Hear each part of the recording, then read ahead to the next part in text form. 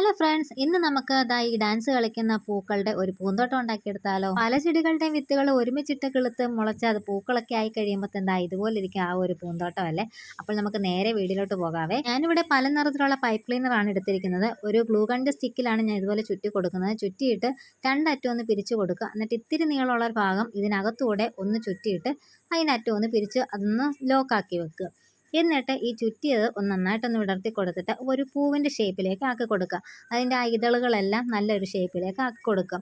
എന്തെങ്കിലും നീള വ്യത്യാസം ഉണ്ടെങ്കിൽ ഒന്ന് പിരിച്ചിട്ട് കറക്റ്റ് ഷേപ്പിൽ ആക്കി കൊടുക്കുക. അപ്പം നമ്മുടെ പൂവിൻ്റെ ആ ഒരു പെറ്റൽ ഇവിടെ റെഡി ആയിട്ടുണ്ട്. ഇനി നമുക്ക് പൂവിൻ്റെ പൂമ്പൊടിയും അതിൻ്റെ ഒരു തണ്ടും സെറ്റാക്കി എടുക്കണം. അതിന് വേണ്ടി ഞാൻ ഗ്രീൻ കളറും ഒരു യെല്ലോ കളറും പൈപ്പ് ക്ലീനർ ഞാൻ എടുത്തിട്ട് രണ്ടും കൂടെ ഇതുപോലെ ലോക്ക് ചെയ്ത് കൊടുക്കുന്നുണ്ട്. എന്നിട്ട് ആ മഞ്ഞ കളറെ പൈപ്പ് ലൈന് ഇതുപോലെ ഒന്ന് ചുറ്റി അതിൻ്റെ കുറച്ച് ഭാഗം കട്ട് ചെയ്തിട്ട് ഉള്ളിലോട്ടൊന്ന് ആക്കി വെച്ച് കൊടുക്കുക. അപ്പം നമ്മുടെ ഇത്രയും ഒരു ഭാഗം സെറ്റാക്കി ഇട്ടിട്ടുണ്ട്.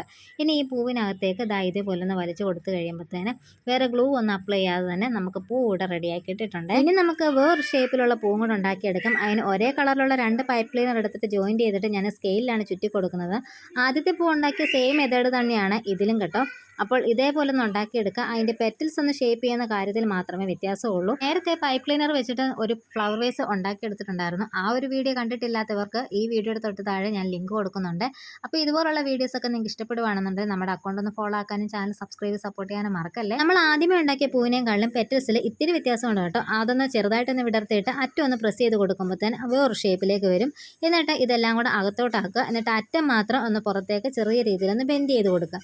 അപ്പോൾ അതിൻ്റെ പൂവിൻ്റെ ഷേപ്പ് ഇതുപോലാകും. എന്നാൽ നമ്മൾ ആദ്യമേ ചെയ്ത പൂവിൻ്റെ സെയിം മെത്തേഡ് തന്നെയാണ് അതിൻ്റെ പൂമ്പൊടി സെറ്റ് ചെയ്തത്. അപ്പോൾ ഈ ഒരു പൂവ് ഇവിടെ സെറ്റായിട്ടുണ്ട്. ഇതുപോലെ ഞാൻ കുറച്ചധികം പൂക്കൾ ഉണ്ടാക്കിയെടുത്തിട്ടുണ്ട്. എനിക്ക് കിട്ടിയത് ഒരു ഫ്ലൂറസെൻ്റ് ഗ്രീൻ ആയതുകൊണ്ട് ഈ ഒരു ഗ്രീനാണ് എടുത്തേക്കുന്നത്. നമ്മൾ സാധാരണ എടുക്കുന്ന ഗ്രീൻ ആണെങ്കിൽ കുറച്ചുകൂടെ നന്നായിരിക്കുവേ. സാധാരണ നിങ്ങൾ വീഡിയോയിൽ കണ്ടിട്ടുള്ള റൗണ്ട് ഷേപ്പിലെ വുഡൻ പീസ് ആണല്ലോ. ഇത് കാണുമ്പോൾ നിങ്ങൾ വിചാരിക്കുക എന്താ ഇങ്ങനെയാണ്.